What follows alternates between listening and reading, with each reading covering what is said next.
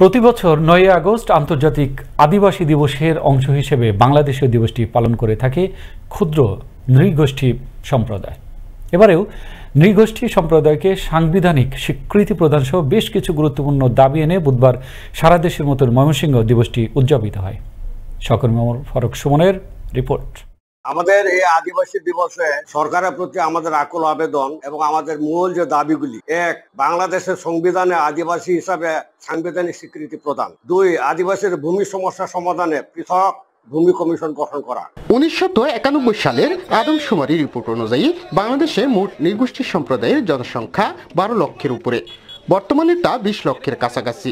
তবে নৃগোষ্ঠী সম্প্রদায়ের নেতাদের মধ্যে তাদের সংখ্যা 30 লাখ ছাড়িয়েছে।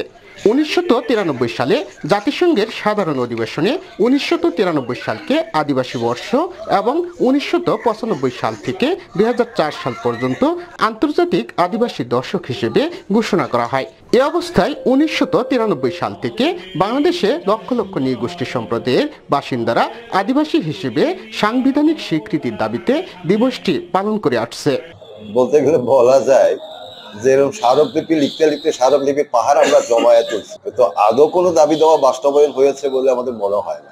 সমতল আদিবাসীদের অঞ্চলে আদিবাসীদের ক্ষমতায়নের জন্য মহান সংসদে 5% সংরক্ষিত আসন বরাদ্দ করা। একজন আদিবাসীকে সেই মন্ত্রণালয়ে পূর্ণ মন্ত্রীর দায়িত্ব প্রদান করা।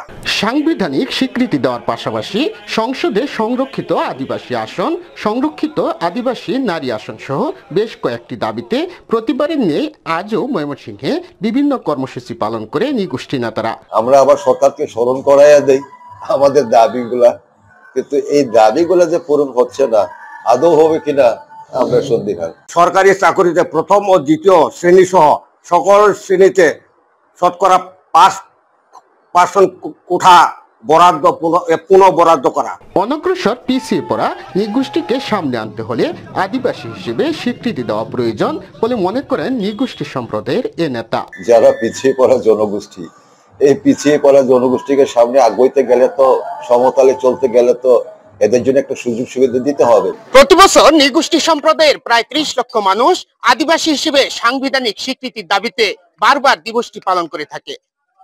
আদিবাসী নেতারা বলছে, বারবার দিবসটি পালন করলেও আদিবাসী স্বীকৃতির দাবিতে বা তা বাস্তবায়নের জন্য সরকারের পক্ষ থেকে এখনো কোনো নেওয়া হয়নি উদ্যোগ। তাই দ্রুত আদিবাসী হিসেবে সাংবিধানিক স্বীকৃতির দাবিতে তাদেরকে অন্তর্ভুক্তি করা হবে, এমনটাই দাবি আদিবাসী নেতাদের। ময়মনসিংহের সীমান্ত এলাকার আদিবাসী এলাকা থেকে ওমর ফারুক সুমন, আনন্দ টিভি।